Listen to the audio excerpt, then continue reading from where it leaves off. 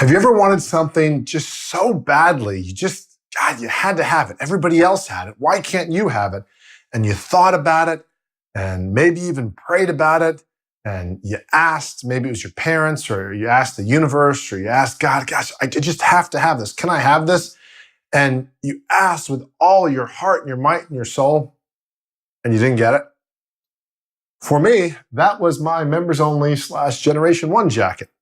So any of y'all, if you were remotely grew up in the 80s or near that time, know what a members only jacket was. That was a very cool, it's a windbreaker. Nothing really unbelievably fancy about the jacket, but it had this little tag here. It's members only.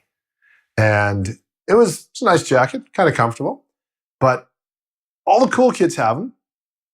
All the kind of cool kids had them. Even all the dorky kids had them. I didn't have one. Asked my mom, can I please get a members only jacket? My mom's like, wait, these things cost, I don't know, it was 50, 60, 70 bucks. I can get you something so much less expensive at, I think it was called Zare. It wasn't Target back then. I can get it at Zare for like way less expensive. Mom, please, I just want a members only jacket. I don't care what color. And this was one of the only things I think in life that I ever really wanted in this way. And so my mom comes home one day, open up the bag, feels like a jacket, looks like a jacket. It was actually this color. It says Generation 1, Mom. Yeah, wait, it says Generation 1. Mom, this is not a members only jacket. Wait, it's the same thing. No, it's not, Mom. Okay, wait, let's have this talk.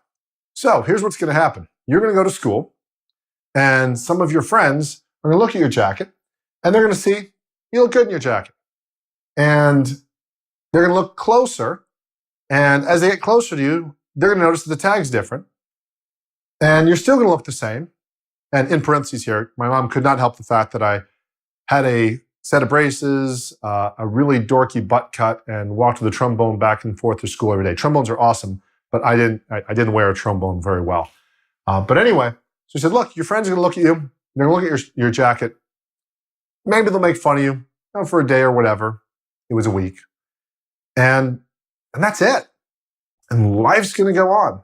And so just like anything else you've done that might be foolish, people will poke fun at you for a little bit, and then life will go on. And I think she paid, maybe it was 20 bucks for the jacket instead of 60 or 80. Let's say it was 80, make math simple. She's like, wait, look, I just paid a quarter the amount for this. And I was actually able to buy some groceries with the other money over this one little thing here. Now, there might have been a quality difference in the products. Possible, maybe not. I was concerned with that. The label, so important. Wanted to fit in. And yet my mom taught me one of the greatest lessons I've ever learned about this, which is, look, everybody gets over it very quickly.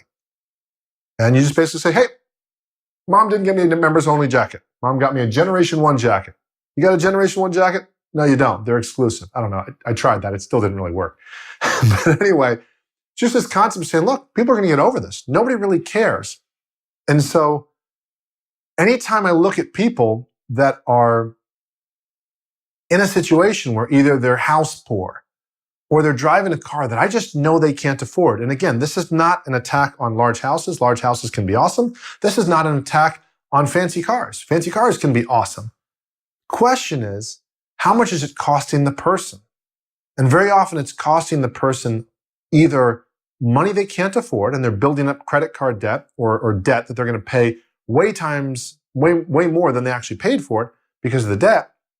Or it's costing the person because, you know what? Maybe that person, if they did a job they love, maybe they could make, I don't know, $50,000 to $60,000 a year, and they could afford a decent house or decent clothes or whatever it might be. But they have to have that big one, so they go get a job they don't like, working for a boss they don't like, working in an industry they hate, and they're making $90,000 or $120,000, and yet all of it is really just over either an appearance or especially when it comes to clothes. I mean, again, a big house, maybe you can entertain more people. The car, most cars pretty much can do the speed limit if you live in the United States or most industrialized countries these days. So speed limit's not an issue. Maybe it's a little more comfy or cushy or whatnot. But that concept of what are you giving up for that? And is it really something you want to do? So if you're looking to go into a 4-day work week mindset, this is one of the questions that you're going to ask yourself. And the trade-off might be that you're working extra hours. It might be that you're missing out on time with your family or kids.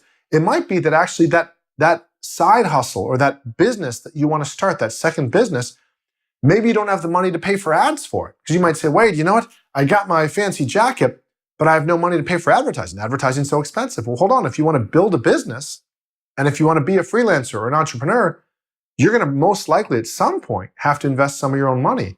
Well, what if you just simply, without really impacting your lifestyle, just impacting the label, change how you do things and create that freedom for yourself? So again, this is not a knock. This is simply looking at, is this getting you where you want? And really considering, what are your members only jackets? What are the things that you're spending so much more money on and really you're not getting a lot of value for it? So just think about that. And more importantly, if you want to take this a step further and start creating your own 4-day workweek lifestyle, whether you want to do that over a 5-year period, a 10-year period, which all of a sudden seems a lot more doable when you make it a little longer, go to 4daygameplan.com and you can start creating your roadmap to a 4-day workweek.